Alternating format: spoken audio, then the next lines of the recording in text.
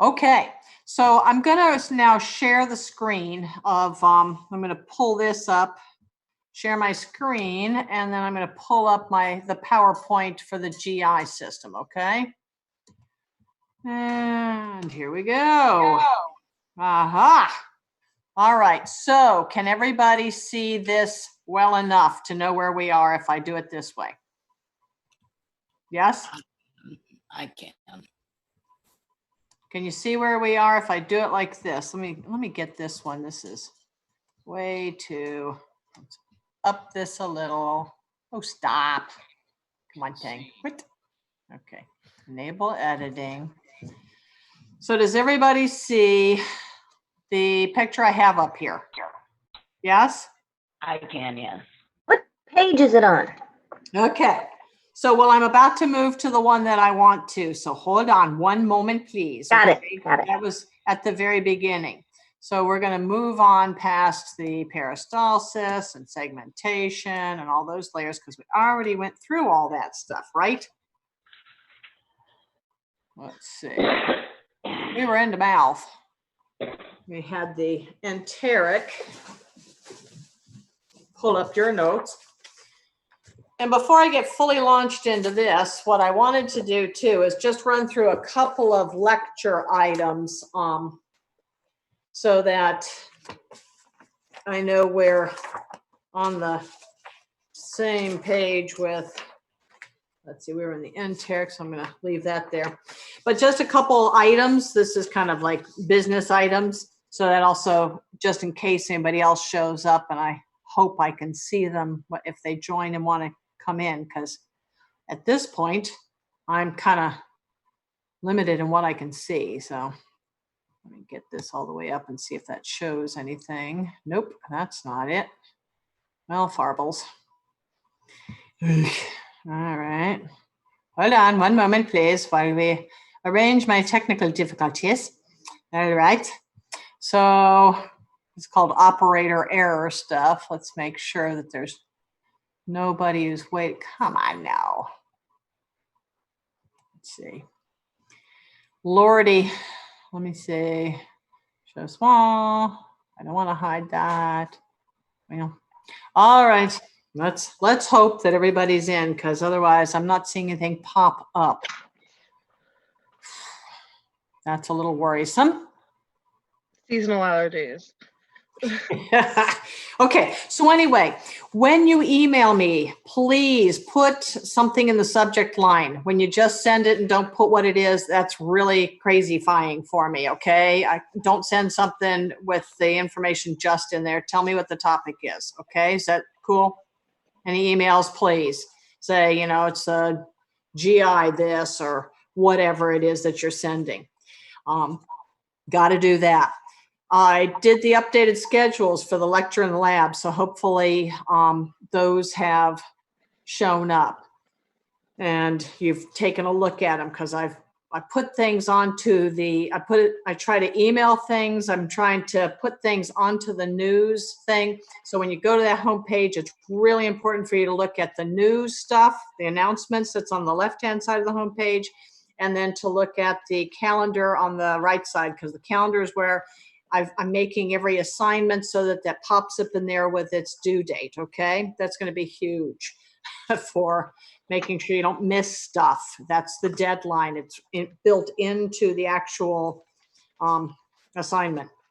Has anybody gone in and looked at the quizzes that they've taken to see if you can review it? Can you see the answers? Yes. Okay, yes is a good answer, okay? What I'm going to do. How does that work though? You go in later and then fix the bonus question because my points changed, right? Right. I have to go in and manually. Anything that is you're typing it in, which will be on every single quiz and test. I've got that free texting part. Until I do that, you can't see a grade. Okay. So you just have to know that that's why you're not seeing anything. I have to manually grade those. So I have to go in and then put the points in. That's the only way it works. Okay. And then what I plan on trying to do is, because the email way of trying to get stuff to me, that's kind of it's cumbersome and you can use a Dropbox. So, right, I'm going to try and create a Dropbox for the bonus stuff for exam 4 stuff, the 4th module of stuff, okay? So stay tuned. Those are my lecture news updates. All right, ready? All right. Hey, Michael, can you see if somebody has joined or anything and I'm missing it? That's my only concern here, is that I don't have everybody. And so like one of them, my Mini A has versus my Mini N is not in yet. I haven't let her in, and I'm afraid that, you know, people show up and they can't get in because I haven't seen them. Oh, and like, I don't remember letting Dominique in. Let's see, is everybody in? Dom, are you in? So we currently have 25, including you, Professor. Okay, I see. Here's one admitting. I need to admit. Okay. All righty. Let's minimize that. It's really hard when I've got just a tiny little laptop to look at. I don't have any screens here. This is it. So Dom says she's here. I don't know if anybody else, if you see that too, but Dominique. okay, yeah, I see that she exists. I just need to make sure that She might be on it without video. I don't know. Yeah. You have the option, I think. Yes. Okay. All right. I think I've gotten everybody in now. So I added, hopefully this time for Mimi's things work.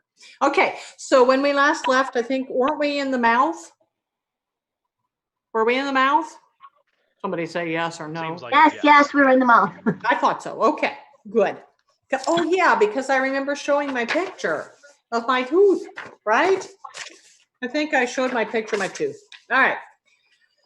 So, let's see. We know what deglutition means. I know you know that, and I know you know what mastication is, right? Yes. Okay. All right. So, we did the enteric system, because I remember talking about the localized stuff, and then we talked about sympathetic and parasympathetic. So, Someone's that trying to get in, Professor. Yeah. Someone's trying to get in to the. Oh, someone's trying to get in? Mhm. Okay. All right, one moment, please. Let me see if I can find it. Well, maybe it's under manage participants. Here we go. Let's see. One person is waiting. Admit. There we go. Okay. Who'd I just add? Oh, was it? No? Denise. It was Denise. Was it Denise? Oh, okay. Oh, yeah. Poor Denise is having to drive to work. Oh, she picked up a shift because they needed her desperately. She's All right. in her car. Yes. Are you impressed? I'm impressed. Let's That's all the be trend. right. This is called dedication. Okay. Good job, Denise. Good job. All right. So anyway, everybody okay with how we control things with the enteric versus the extrinsic nervous system? That parasympathetic does what to our GI tract? Has it run? Makes it run. Okay, it's that goose it up, right? Parasympathetic stimulates it. What does sympathetic do? Slows It down. stops it. Okay, stops it, inhibits it. Okay, all right. And you know how your GI tract is doing because you also have those visceral afferent fibers to the CNS, because your sympathetic, or your central nervous system, rather, you certainly know if your stomach is grinding, you know if you've got gas in your bowels because it hurts, right? You know all those things. Okay. So this picture, which in your books is over on page, one moment, please, page 875. Page what? 875. 875. Okay, cool. All right, 875. It is indeed. Okay, so that picture in there is really good for showing you, like we've got chemoreceptors who are detecting if we've got substances in solution. For instance, if we've got food in our mouth and we taste it. We've got osmoreceptors. What are those? What do osmoreceptors monitor? Hold on, I'm looking. Osmo. Finish the word. Osmolarity. Thank you. All right, go Tatiana. Osmolarity. So it's measuring concentration of solution, right? The stuff in solution, the solutes in solution. Mechanoreceptors. Have you ever put like gum in your mouth and felt it and needed to chew it? Yeah. Okay. Have you ever heard that some people, when they put gum in their mouths, they just chew like they're a bovine because as soon as you put it in there, they just chew and chew and chew and chew and chew and chew and chew and chew and they make you crazy? Probably because they've got really great mechanoreceptors. Okay, so which actually then stimulates your GI tract, because I don't know about you, but if you start putting stuff into your mouth, have you ever heard then your stomach starts to growl? People talk about their stomach growling because we know what's coming. All right. Okay, on we go. Next one. Okay, so in the mouth, which in your books is over on page 876. Okay, this is where we do our ingestion, our mastication. We're going to then do deglutition, right? So inside there, we've got the mechanical digestion is the mastication. We also have the tongue helping with a bolus. So we have that kind of mechanical stuff as we mix things up in our mouth that we've been chewing on, masticating. We have chemical digestion because we've got our salivary amylase. That's why you can put saltines in your mouth and they actually taste like something later. They start getting sweet as you chew them up, right? It's great to have lips and cheeks. For one thing, aesthetically speaking, it would be pretty gross if we didn't, right? You'd chew and everything would fall out. So the cheeks are really important for pushing things back in. But I think talking would be pretty hard without lips. You certainly couldn't whistle. So those are important in terms of communication. It assists with speech. That's why I'm so impressed with ventriloquists. If you've ever seen any of those guys, you know, what's that guy's name who has Jeff Dunham. Yes, Jeff Dunham. Absolutely. He's amazing, right? He's got his mouth closed, his lips aren't going, and yet he still can do it. I can't. All right. I feel like I talked about the red margin because we were doing the you know, why you need to put chapstick on your lips. They get dry because it's non-keratinized, right? Sounds familiar? Okay, cool. All right. So with that tongue, we did the whole sticking out and moving it around, right? And changing the shape. So we're good with the tongue and all the receptors for taste on there, right? Mm-hmm. Okay. Did we have mumps yet? No, I don't think we talked about that. Oh, that's what I didn't do. You go through your mind trying to remember what it is that you forgot to talk about. I remember talking about the salivary glands, and I certainly remember that we had the chat conversation about them. So we also, and we talked about saliva, but I don't remember talking about mumps. And mumps is really a big deal thing. It's one of those childhood illnesses that we get the vaccines for when we're a kid because we don't want to get it as an adult. It's called parotitis when you are an adult or a child. This is a fancy name. But if you are a guy,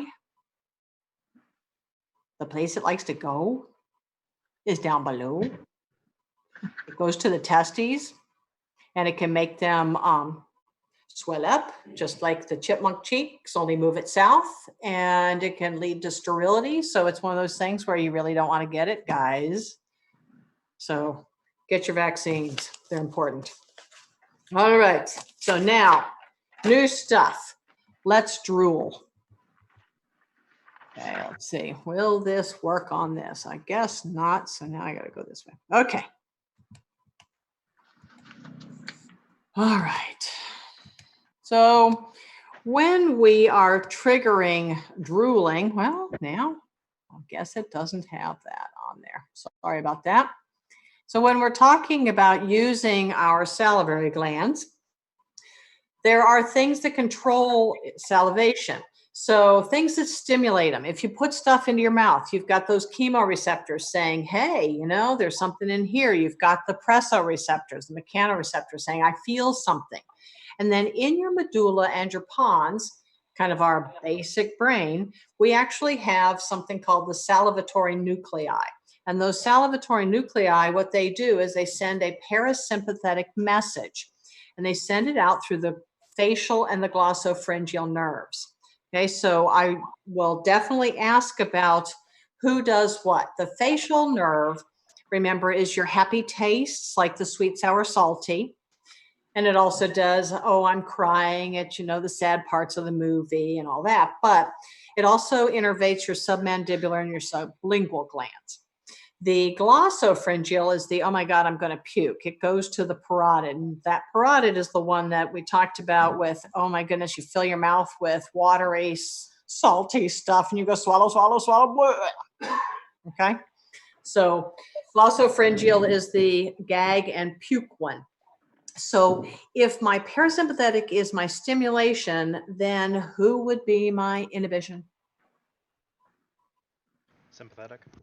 Yes, the sympathetic, absolutely. What the sympathetic does is it will constrict the blood supply to the salivary glands and cause a release of kind of thicker mucus, and you dry up. If you have a low blood volume, if you have dehydrated, your body looks at where can I conserve and where should I not bother putting things out. And so what happens is you get a decrease in your filtration pressure in those capillary beds, and so you have your mouth dry. And that is where you can end up having a problem if you have a chronic problem with producing saliva, and that's where you end up with halitosis. That's the, oh dear, stuff stays in your mouth. You kind of basically have bacteria with food that rots, and you've got really bad breath. So those people really need to concentrate on getting enough fluid in and kind of rinsing through their mouth so that they can flush out those bacteria. All right, on to teeth. Let's see. It's easier if I do it this way. Okay.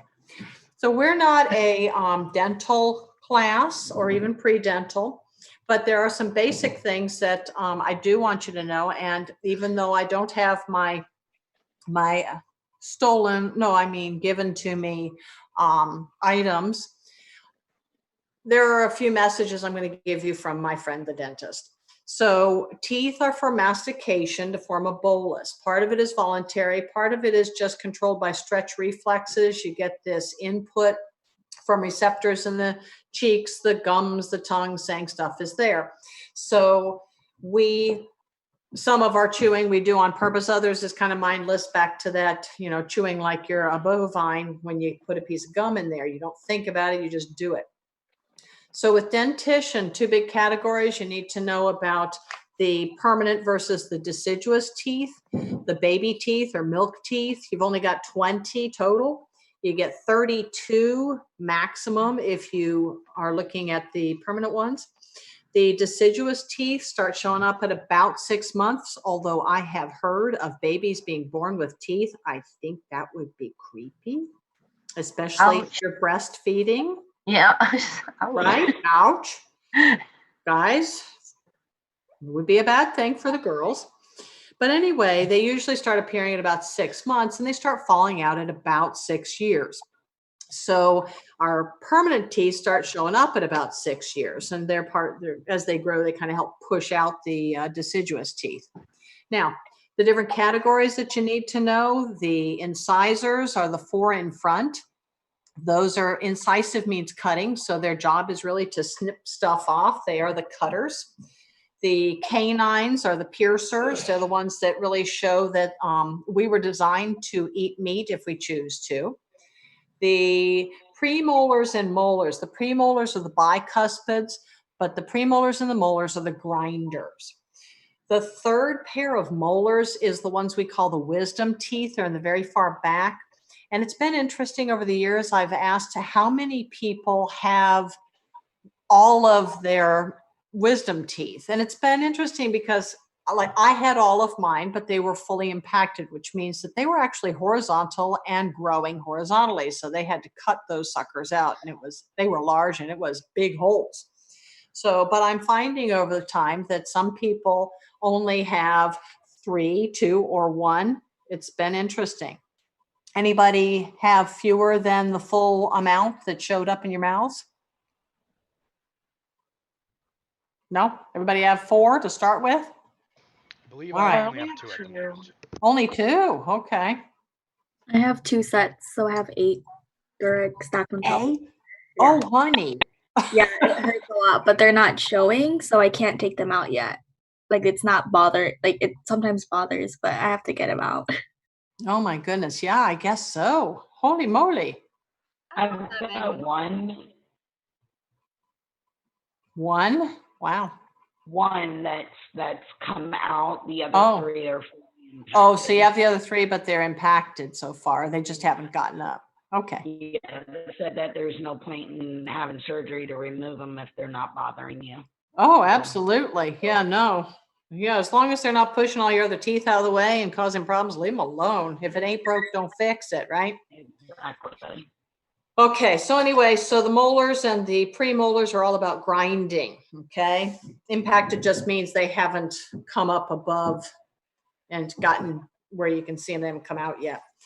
But I'm not going to go through dental formulas because we are not going to memorize that stuff. But when you go to the dentist, you will see, they'll talk about like the top quarter and the bottom quarter. So they put one over the other and then they just double it.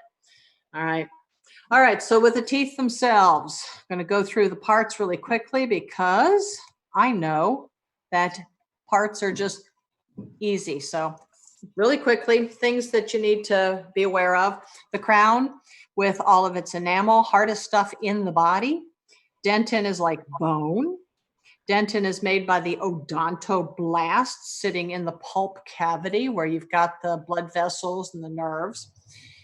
You've got the root, which when you've got the root canal through the root, I think most people have heard of root canals as a procedure where they tunnel through. If you've got a really good periodontist, then that's the one who can do it for you without hurting you too much because they numb you up really well. Okay. The neck is just that little area between the root and the crown. The periodontal ligament and cementum are how we hold our teeth in the joint called a gomphosis. I've just always loved that word because gomphosis just, I don't know, makes you want to kind of talk with your teeth covered up with a gomphosis. I don't know. I don't know why I feel that way. That's a synovial joint, right? Or wait. It's what? It's a joint, right? Synovial. It is. It is a type of joint. It Yeah. is. The fibrous Absolutely. joint seems to me. Must be fibrous. What? What, Tatiana? Fibros or fibrous. Fibers. Yes, it is a Famous- fibrous joint. Yes, it famous- is. It's a, Oh, right. It should not wiggle. Once you have your teeth that are permanent, they are not supposed to wiggle. Okay, so it's connected with fibrous joint. So cementum and the periodontal ligaments are what anchor the tooth into its socket, basically. Okay, so here comes the message from your friendly neighborhood dentist. Okay, so going through the progress, and this is where I so wish I had my pass around toys, my educational materials, because it shows some really cool pictures, grisly stuff that I don't have with me because it's sitting in my office drawer. Anyway, so here's the thing.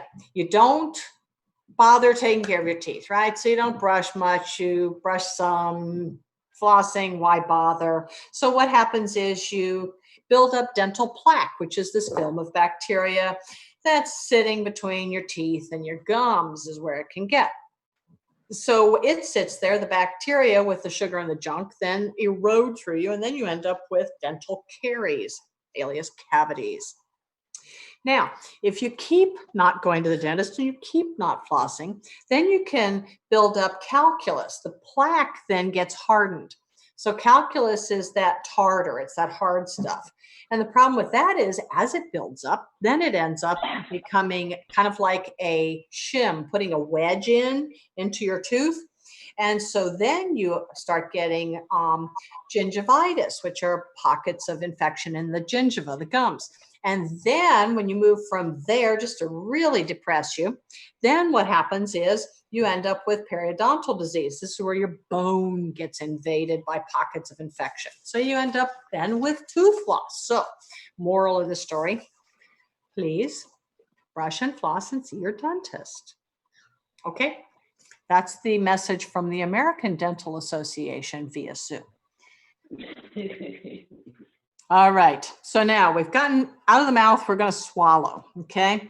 So as we swallow, we have to go through the pharynx first. So I don't know why this all of a sudden jumped to the esophagus. I feel that that was a little bit rude. Let's see. So in your books, let's see. Oh, and I got some great pictures of inside people. Farbles. I might have to switch to seeing me at some point so I can show you my pictures. All right, so in the pharynx, you know the parts already, right? We've got the oropharynx and the laryngopharynx, right? This is not news. We know that it's stratified squamous epithelial tissue because it has to be. You're sending through your spicy hot nachos. It's tough stuff, okay? We have skeletal muscle layers. There's an inner circular layer. There's a longitudinal layer that goes even inside that. It allows for deglutition. So I want to talk about swallowing, and I don't have any pictures to show you, but we're going to talk about it anyway. Okay. So if we go, I'm going to jump past my esophagus here and get to the process of swallowing. We'll go back to the esophagus in a minute. Okay. I like this right here. So this is on page 884 in your books. So the process of swallowing, deglutition, has 3 phases. The first phase is the buccal phase, which is in the mouth. This is totally voluntary. So if everybody kind of had pretend you have something in your mouth and start the swallow process, check what your tongue does. The tip starts up at the front of the roof of your mouth, right? And as you swallow, you can feel your tongue kind of start pressing from the tip backwards. Okay, so I just swallowed. So in the buccal phase, you can choose it. You're squishing with your tongue to head back to your oropharynx. So you can choose to not do that. This is kind of like I was chewing gum and I didn't want to swallow it and I started to and I changed my mind. Well, it's easy to change your mind when you're in the buccal phase. Then you get to the pharyngeal phase, and then you've got these mechanoreceptors that say, ooh, hey, something's here. Now we're starting to trigger the involuntary phase. So this is where you start moving down. This is where your larynx is going to elevate, because what you're doing, right, is protecting your airways. So we move up and the epiglottis seals over that glottis, and that stuff you already know too. The soft palate is rising up, so that uvula with your soft palate seals off the nasopharynx so that we create one chute to head on down. So, because we don't want it out our nose either. We don't want it in our airways down below, and we don't want it coming out our nose. That's a drag. Does everybody know how you can get somebody to shoot something out their nose? Blowing it? No. I mean, blowing their mouth? No. I've Here's seen what you that do. before. You make them laugh just as they're swallowing. Seriously, if you have somebody who's just irritated the snot out of you, you can really confuse them, because what you can do is say, hey, you know what?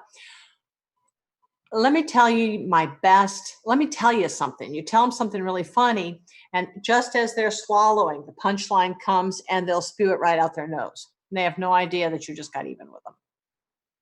So a giggle will actually deactivate your ability to seal off your nose. Not nice, but sometimes handy knowledge. Esophageal phase is what comes down below. And what happens then is your upper esophageal sphincter will open, it'll relax, and it allows the bolus to move back and down.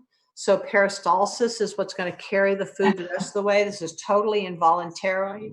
If you need to move your food back out, if you change your mind, this is where you're going to have to vomit it back up, because it's on its way. You know, you can swallow stuff if you're hanging upside down. It's not comfortable, but you certainly can do that. Okay. Oh, I see a small Richie person. All right. So at the bottom of the esophagus, where it joins with the stomach, this is where you're going to end up getting to that gastroesophageal sphincter. It's also known as the cardiac sphincter, which seems like a strange thing to call it, but have you ever heard of heartburn? Yeah. Do you know if you have chronic heartburn, you have gastroesophageal reflux disease? It's called GERD. So it's helpful to know both the names, the cardiac sphincter and the gastroesophageal sphincter. We have people come into the emergency department with just terrible pain, and they don't know if it's a cardiac problem or if it is a GI problem. So what they'll give them in the emergency department is they'll give them something that will counteract the acid pain. And if that takes care of the problem, it is not a heart problem. So we can say, you know, Maalox and go home, as versus, oh dear, come on in. Okay. So as things are moving down the esophagus, and this is where I'm going to go back up because we kind of zipped past the esophagus, the poor thing. So the esophagus is a collapsed tube. So in your book, you have to kind of go backwards from the swallowing stuff to page 882. So it's about a 10-inch long tube. It's a collapsed thing right behind the trachea. This you already know because remember we had the trachealis muscle. Instead of having complete rings of hyaline cartilage, we had the trachealis muscle so that you could bulge forward. So that's why, like, when you swallow something that you think, oh my God, I really should have chewed this more, and it bulges in the front and you feel it scraping along your larynx and your trachea. That's that big blob went down your not collapsed tube at that moment as the bolus passes through. Now, I have a question. Yes, ma'am. Why is it when people sometimes present with like strep throat or like something similar, they feel like there's something stuck in their throat? Oh, because you have so irritated the nerve endings there. It's just your interpretation of it. It's kind of, yeah, it just hurts. It's raw. Those bacteria do some really nasty stuff in there. Does that help? Yes, it does. Okay. All right. So anyway, when you're going down the esophagus, so you can see it's this collapsed tube that's got these longitudinal wrinkles in it, these longitudinal folds. And what I want you to notice on this picture that gives you the microscopic view is that you've got stratified squamous, of course, because you got to handle the crunchy, messy, hot, spicy, thermally painful, all that good stuff, nachos going down and not break through the mucosa. But underneath it in the submucosa, you've got glands. So these glands actually are important because they put out mucus. These esophageal glands, their job is they're expressed as the bolus moves by. So I guess a way of thinking of it is if you had, and this is just gross, but go with it. We're in A and P. We can talk about anything. Picture a zit. And you got to press against it in order to pop it. And that's kind of what happens as a bolus moves down through the esophagus. It actually is going to press against these esophageal glands and express the mucus. So you form this kind of sleeve of slime that goes along with the bolus, so it helps slime it along to get down. All right, makes sense?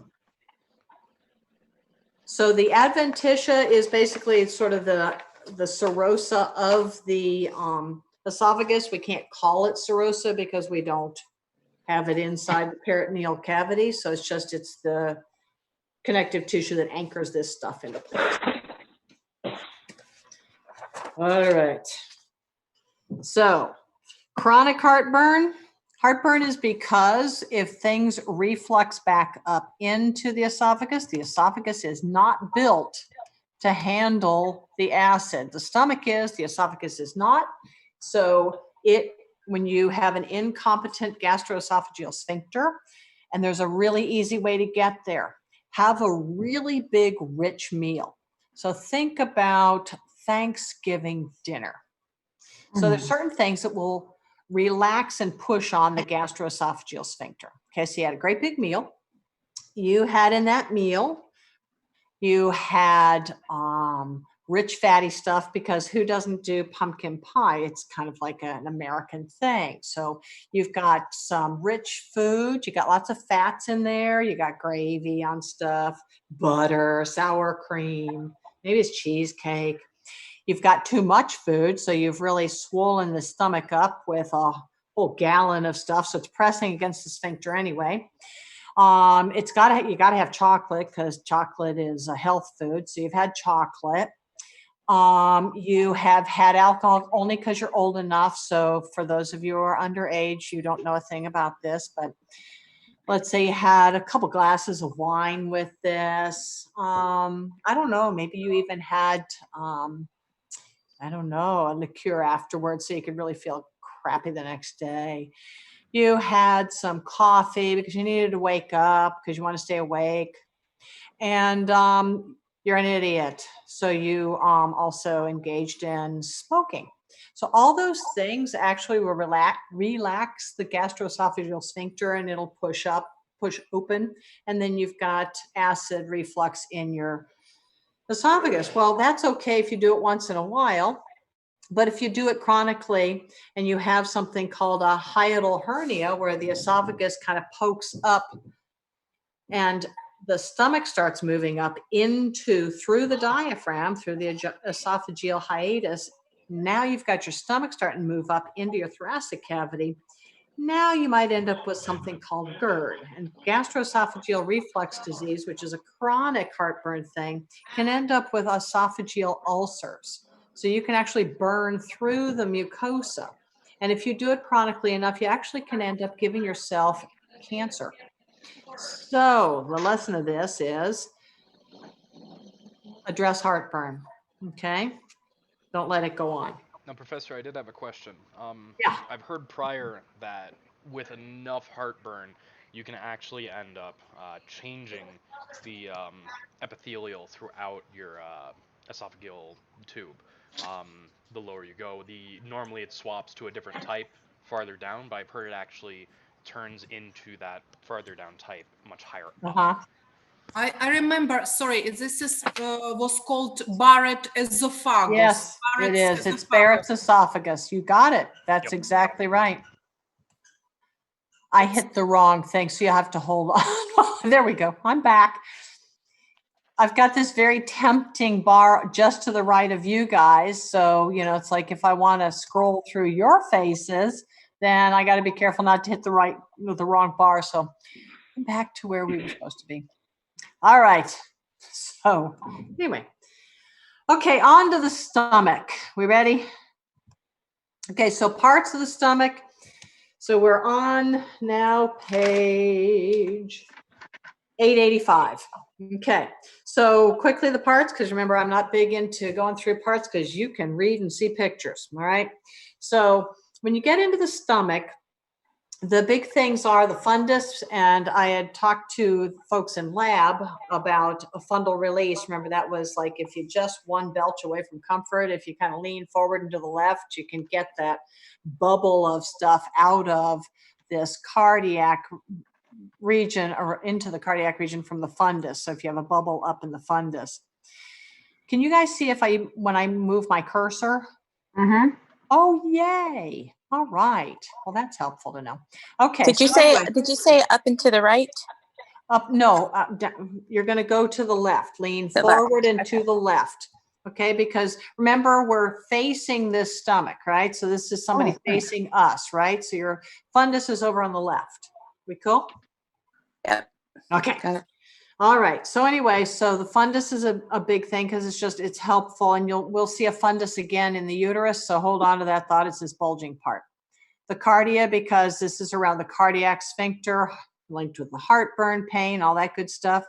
Stomach adds an extra layer. That's a big deal because we've got our outermost longitudinal, our inner circular, and then we add one more inside. That's the oblique. Anybody remember what that was for?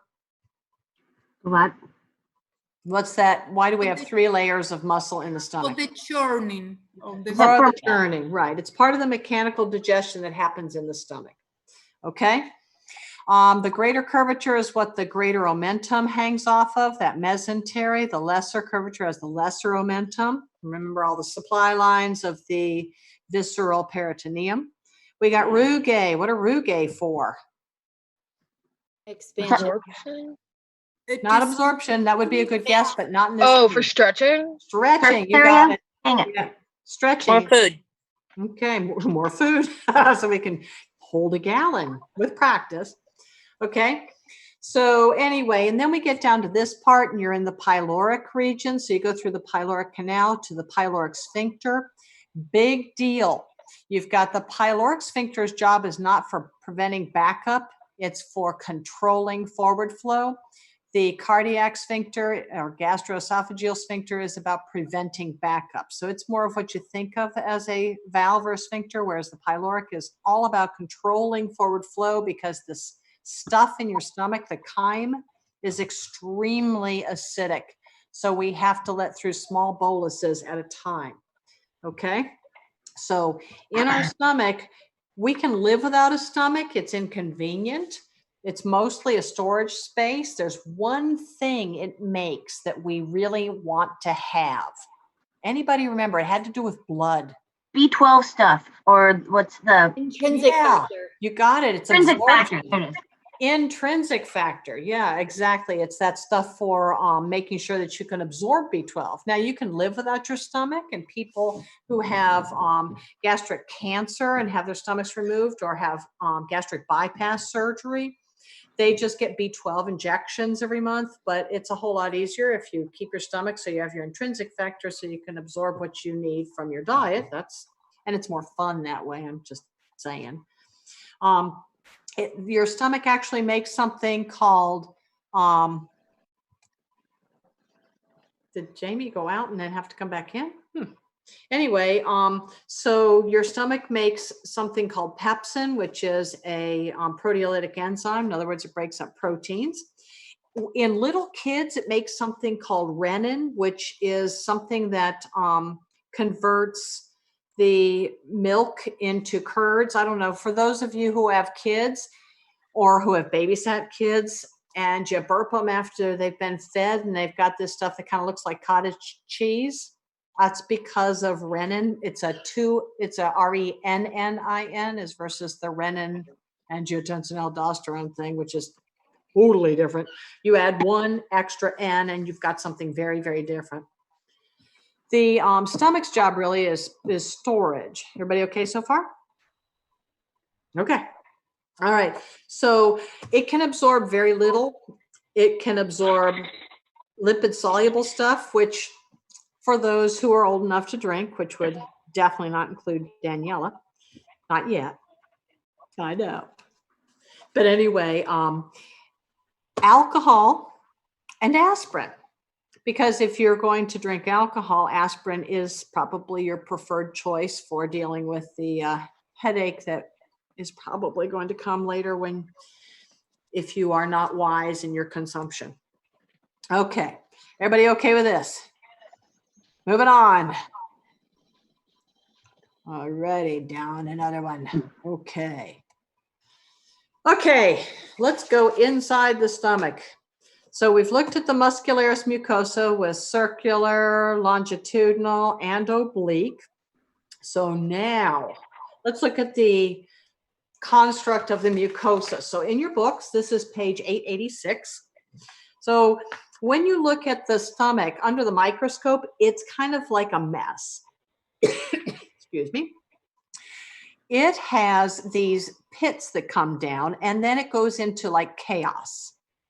So when you're looking at the stuff in the lab, it's kind of a key thing is that you're looking for pits that come down and then craziness. This drawing doesn't give you the complete chaos that it turns into. It's like it's all this tube system down below that does scrambling around. Okay, like somebody took tube type spaghetti and just dumped it. Okay, so when you look at the histology of the stomach, for one thing, you're going to see simple columnar. It's really amazing because when you go from the esophagus to the stomach, it immediately changes.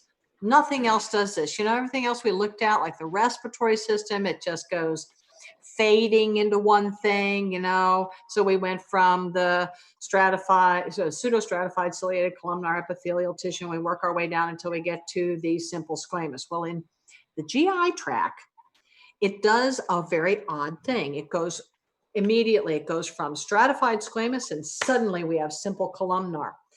And then at the other end, when we get to the end of the pipe, then we go from the simple columnar of the rectum, bam, we're all of a sudden stratified squamous in the anus because let's face it, those popcorn kernels that you ate, By the time they get down to the end, they could scrape things. All right, so when we look at the simple columnar epithelial tissue of the stomach, you're going to see that you've got just gobs and gobs and gobs of these mucus cells. I could say gobs and gobs of goblets so that you remember, because that's kind of anchored in my brain, but just to be technically correct, they're actually not called goblet cells, they're called mucus cells. But it almost looks like a feather, because there are all these cells that are filled with mucus, which makes sense because when you think about what's in the stomach, it's really acidic and it starts protein digestion here. So if we let all that stuff get against the mucosa itself, we would digest ourselves. And you can have that when you have, that's what a gastric ulcer is. We're starting to digest through ourselves. Okay.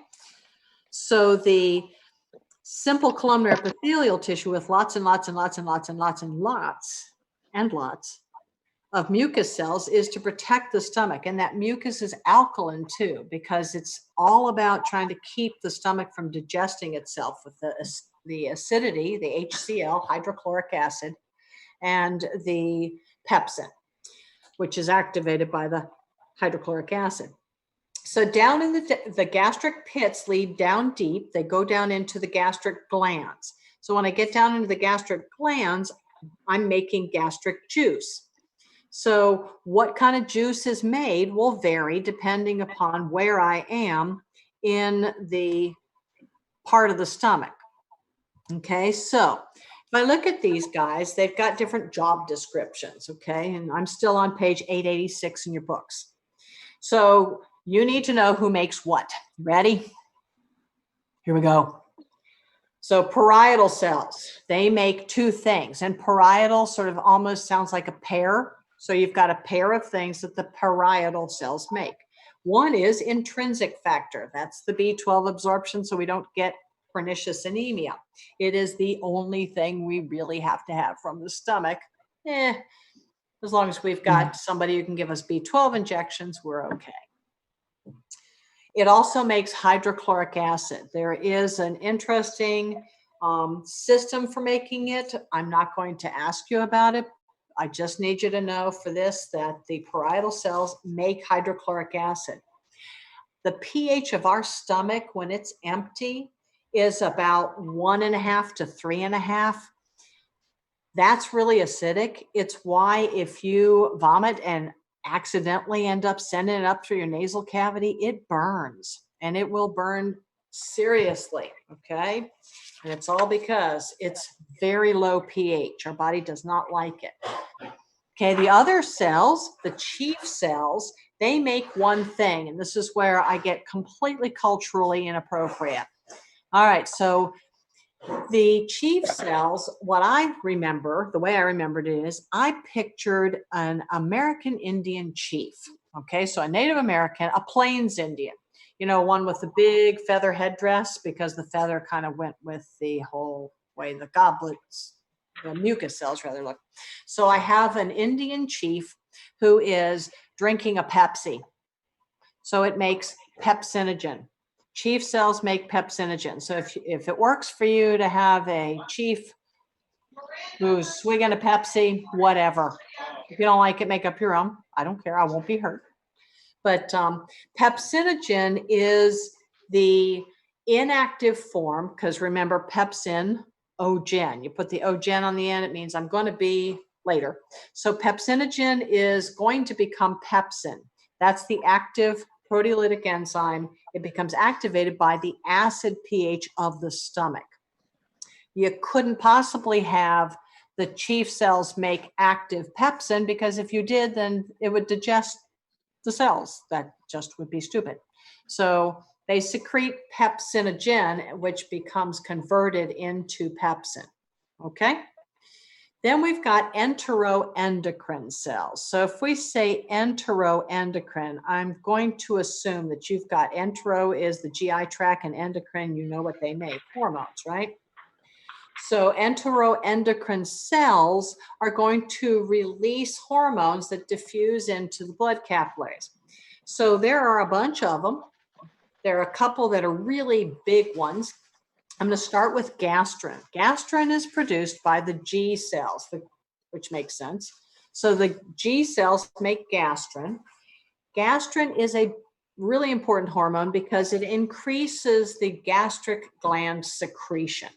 Okay, so especially the hydrochloric acid. So the deal is that when you put food in your stomach, particularly if it is protein, you are going to raise the pH. Proteins, amino acids are great for grabbing up protons. And so when you put in the food, your pH rises. And as soon as your pH rises, the G cells say, oh my God, the pH is too high. So they start cranking out gastrin, and gastrin then will cause you to release more hydrochloric acid by stimulating those parietal cells. Okay. Once you get your pH low, it's low enough, then the gastrin secretion is inhibited. So high pH, stimulate gastrin, low pH, inhibit gastrin release from the G cells. We also have histamine. Histamine is produced by histaminocytes. I'm not going to ask you that, but histamine. Here's why you care. Have you ever heard of any of the over-the-counter drugs like Zantac or Tagamet? They say H2 blockers. You ever heard of this?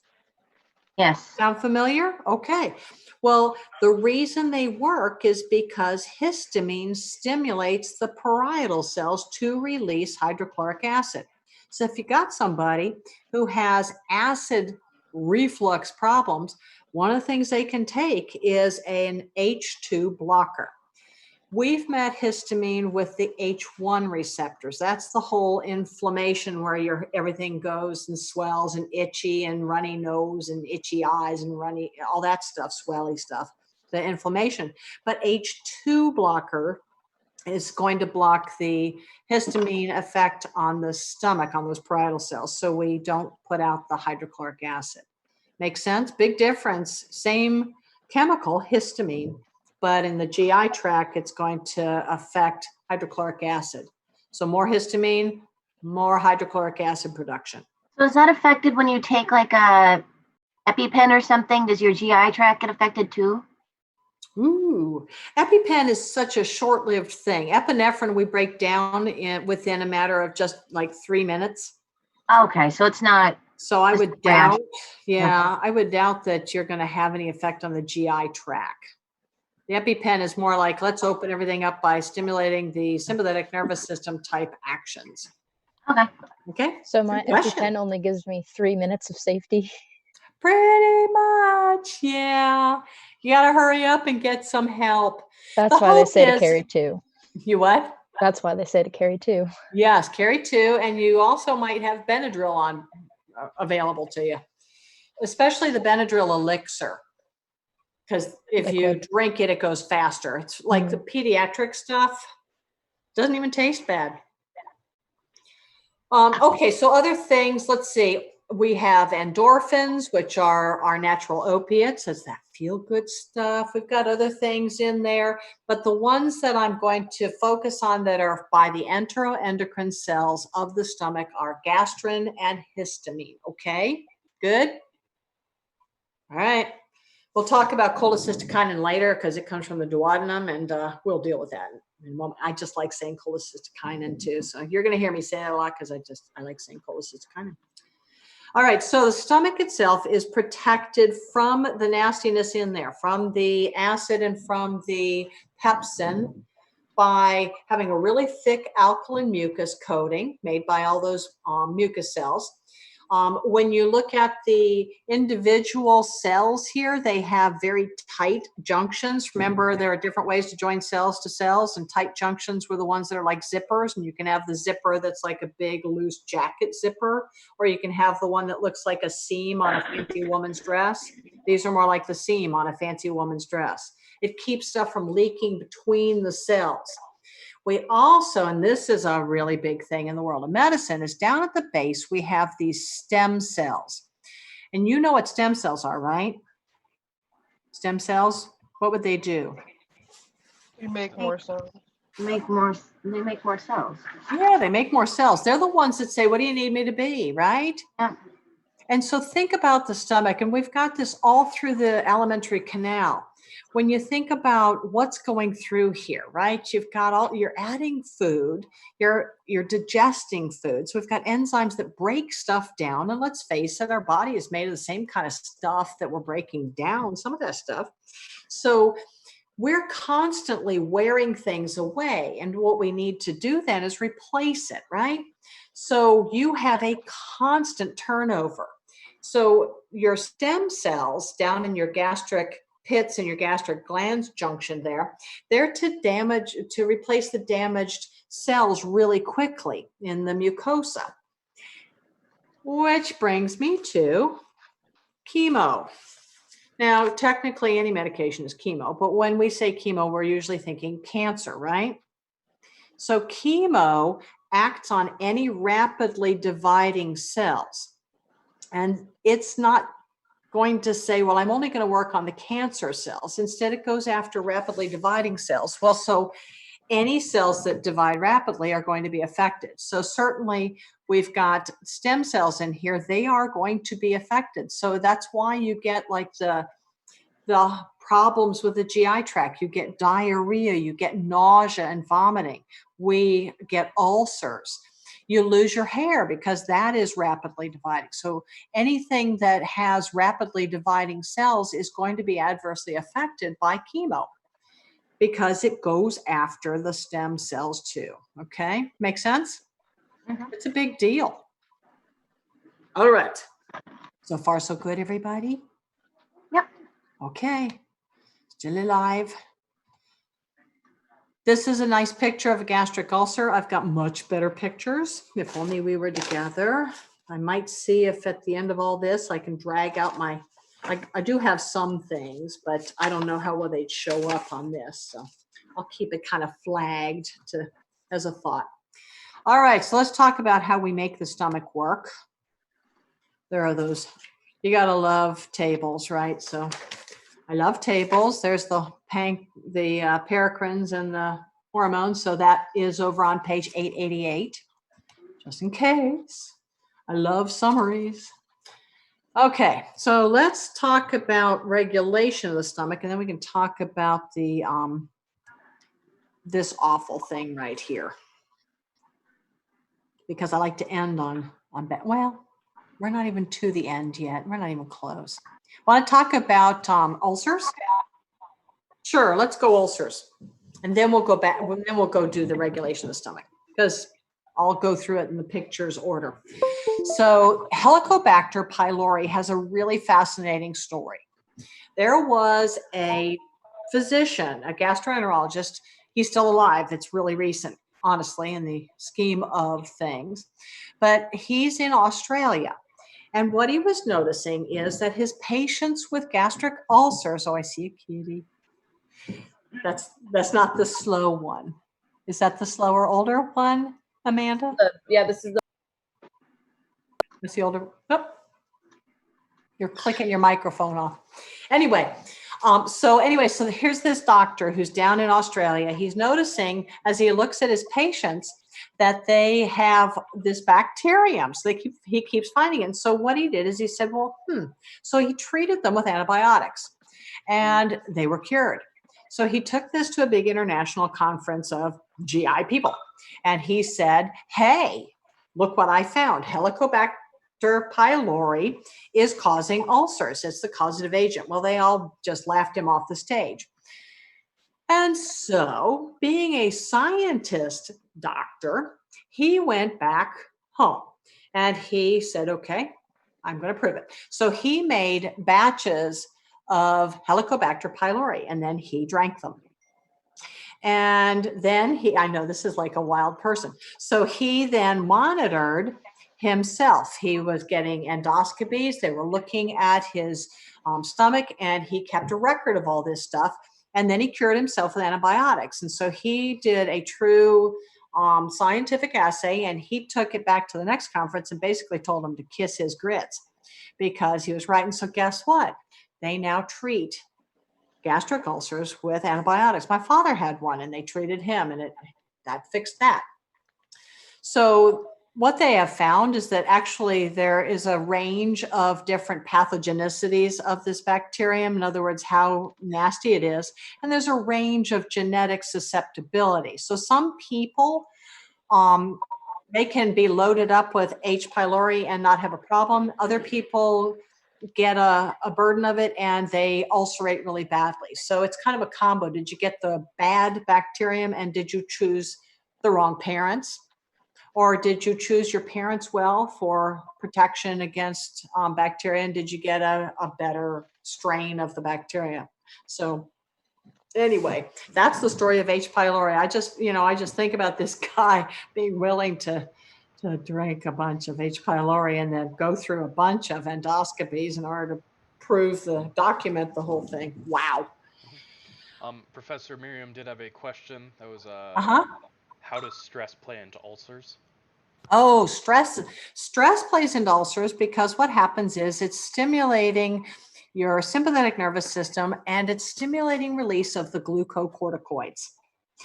And so, because remember, those are your quote unquote stress hormones, right? And so one of the effects of the glucocorticoids is to cause ulceration. It thins out your mucosa, the mucus lining that protects your stomach, and you ulcerate. They actually will call it Curling's ulcer. Stress ulcers are called Curling's ulcers. Does that help?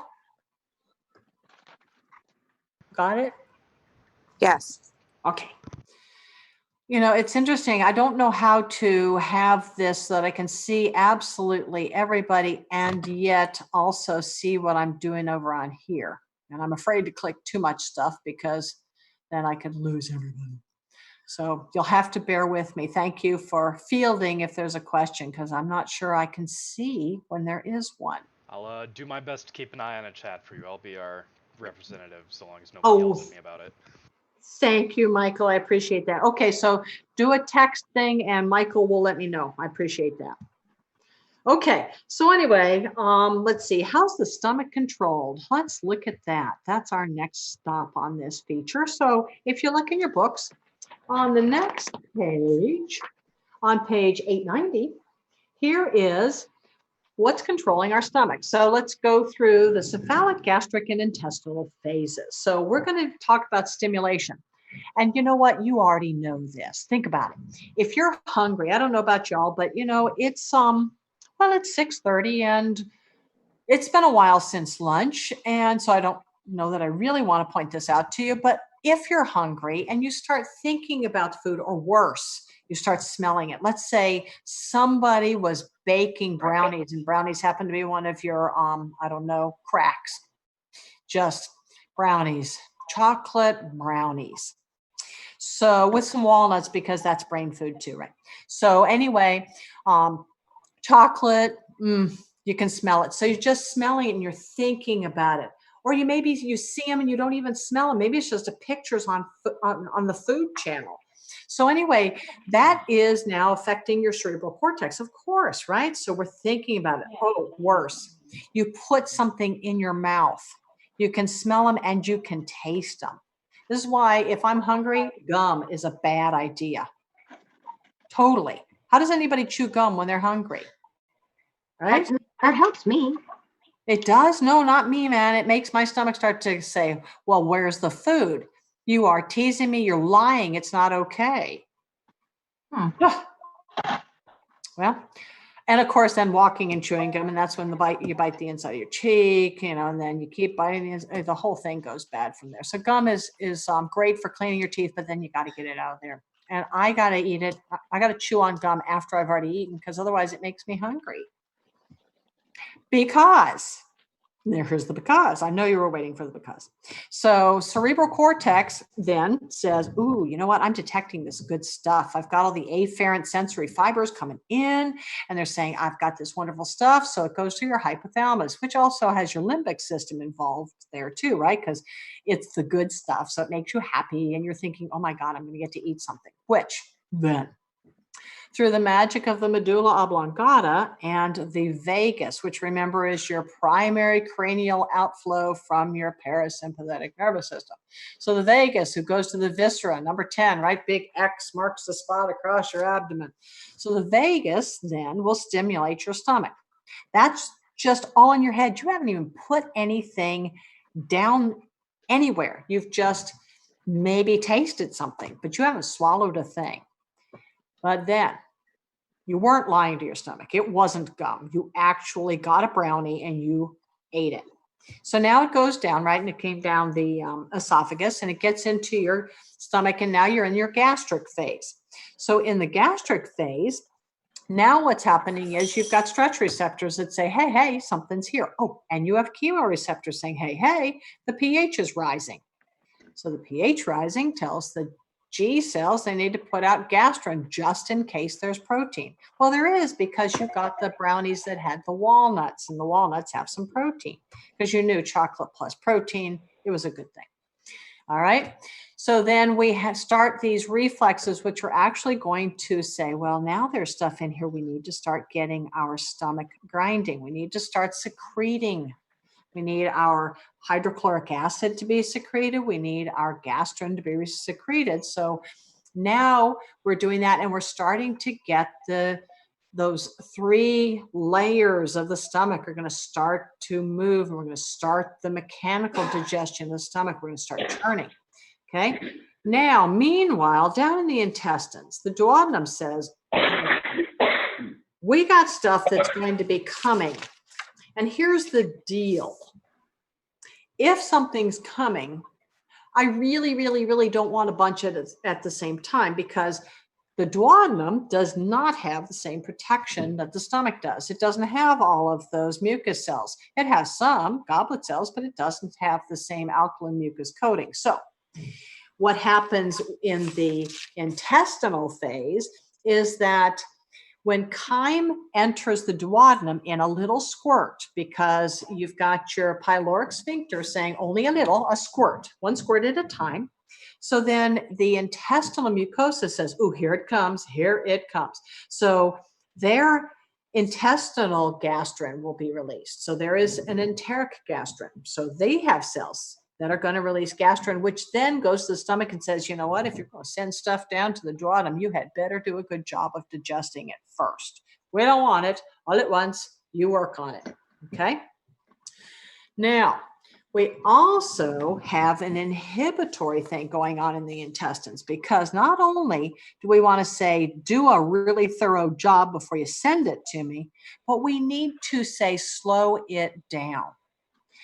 Don't deliver too much. So the intestines have excitatory and inhibitory reflexes going on. So this enterogastric reflex that will inhibit things is that as the acidic chyme enters the duodenum, then the sympathetic nervous system gets activated. And it says, yeah, we need to slow things down. Okay, I do not want to put any more chyme into the duodenum until I'm ready for the next piece of it. Does that make sense?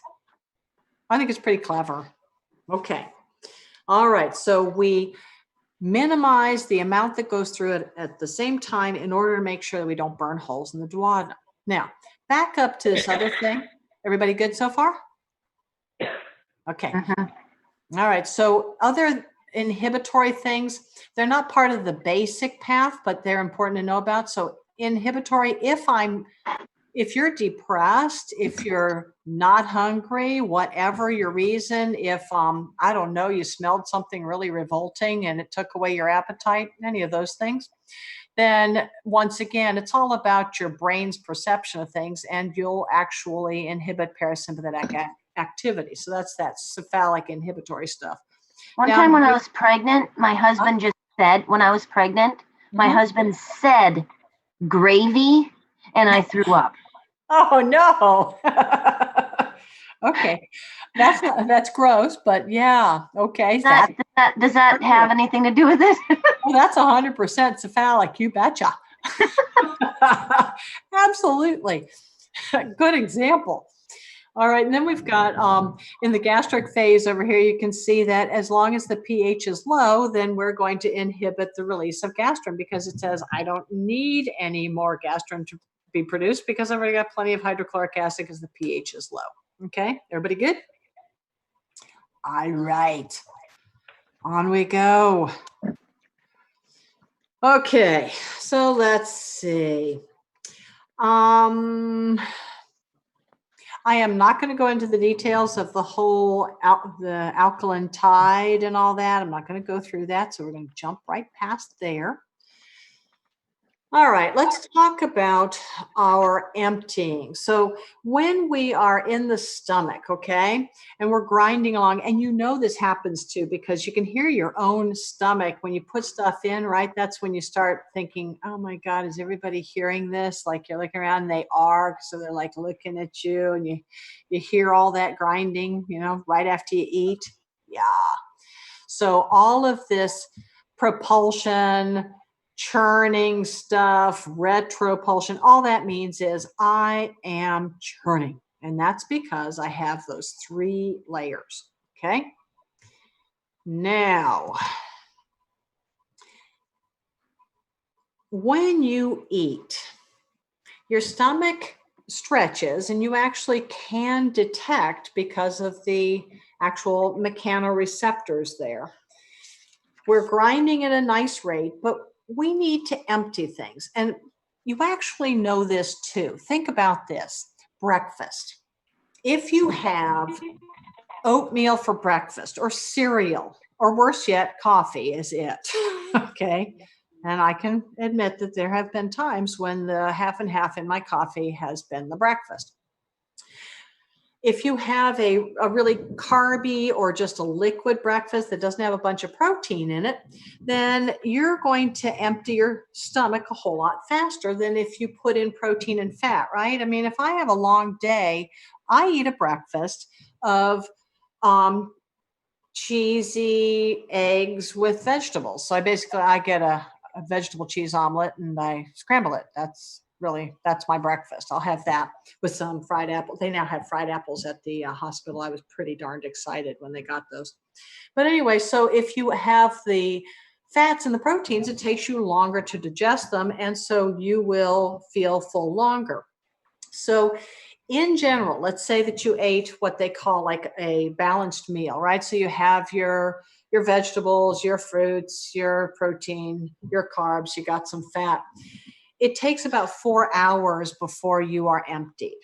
That's if you have a balanced meal. And you think about our meal times, it's usually, if you think about it, like it'd be like 7 a.m. and then 5 hours later, it's noon and that's lunchtime again. And then, you know, in some kind of a old 1950s Leave It to Beaver sitcom world, 5 o'clock was dinner, right? I actually have a friend who 5 o'clock is dinner. I'm thinking, who does that anymore? I don't know. It's way too civilized. But think about that. You've got basically about 4 hours of emptying time, and then you've got that extra hour to say, okay, you know what? I need to do something about eating. So generally, it's about 4 hours to empty your stomach, and then you're hungry again. But if it's carbs, it goes through fast. If it's fats, it's going to take longer. So there you go. So let's screw it up. What's the fancy word for vomiting? Anybody know? Emesis. Emesis, which brings me, every time I talk about this, I have to think about an emesis basin. I mean, really? Anybody know what I'm talking about? Those little banana-shaped trays. Yes. that Right. Seriously? Are you kidding me? If somebody says, I'm going to puke, I am not bringing an emesis basin. I'm going to Yeah, no kidding. Right? A basin, or else you're cleaning up everything. It's just, it's okay, I guess, as a small spit thing for if you when you brush your teeth, if you can't do this thing. But anyway, so emesis is vomiting. It can be triggered by a lot of different things, like, I guess, the word gravy. But,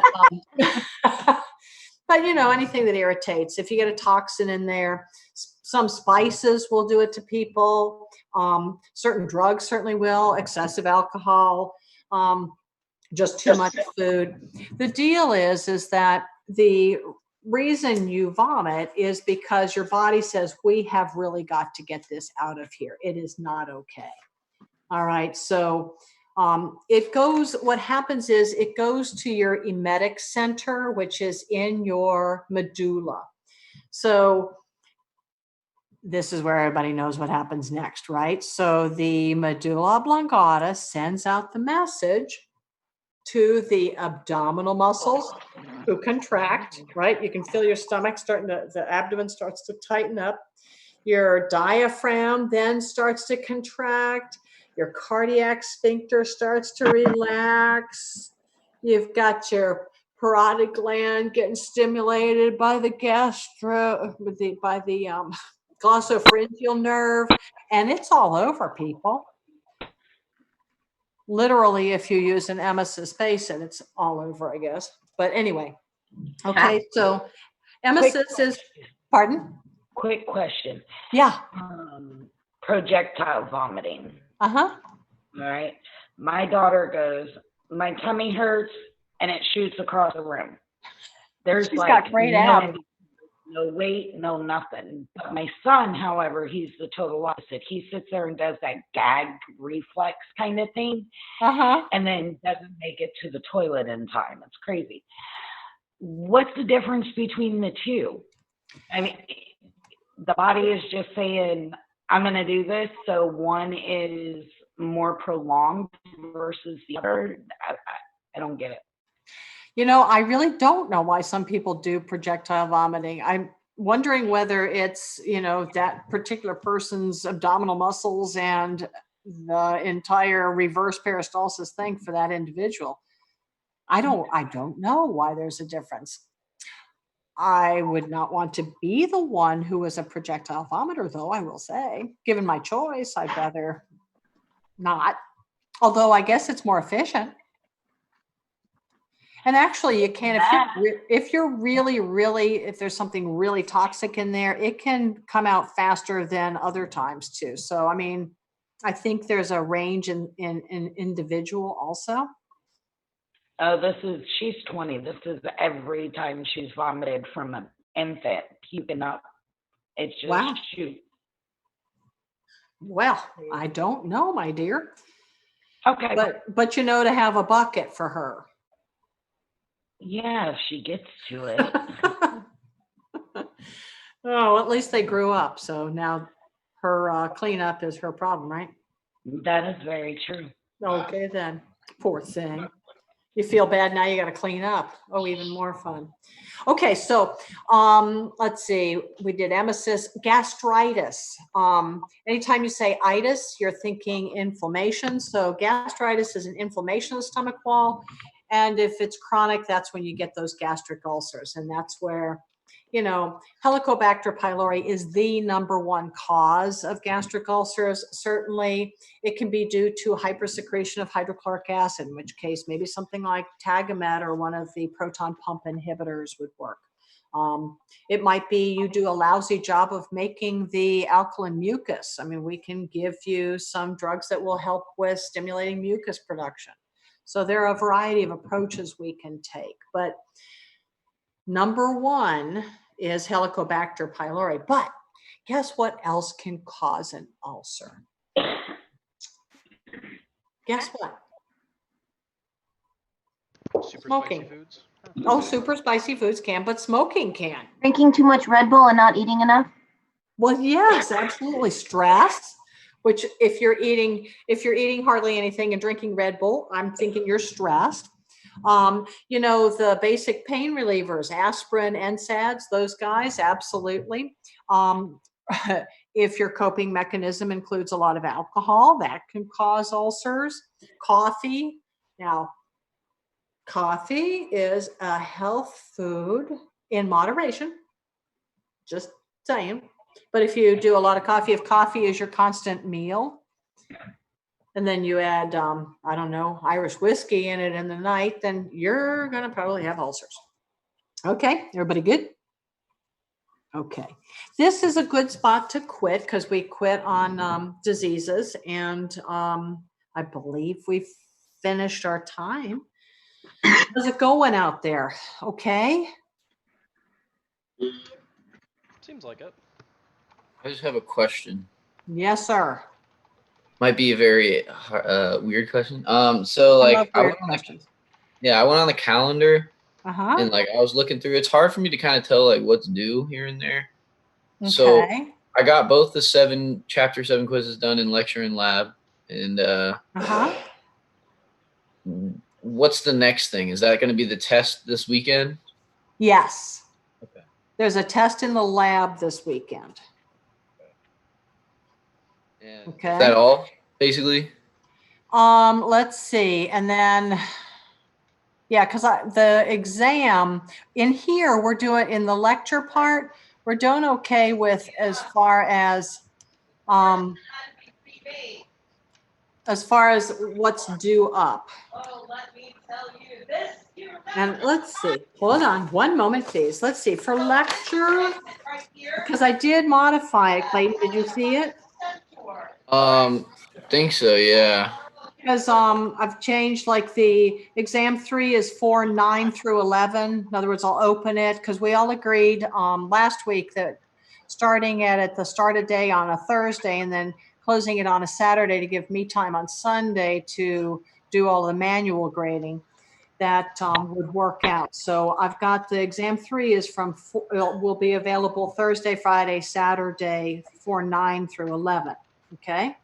That's the lecture exam, right? For lecture, correct. Lab is a whole new thing. So lab, and I tried to make it make more sense, and I like put colors on things. I did that today for the lab and posted that up. Okay, so does lecture make sense? Because with that one, I've got to start creating these tests and quizzes online. I'm doing this as I go along. Okay. Wait, I'm confused. When is exam 3? Exam 3 for lecture is scheduled for April 9th through 11th. So you have to get it done by the end of day on 11. Okay. Okay, let me get rid of, let me stop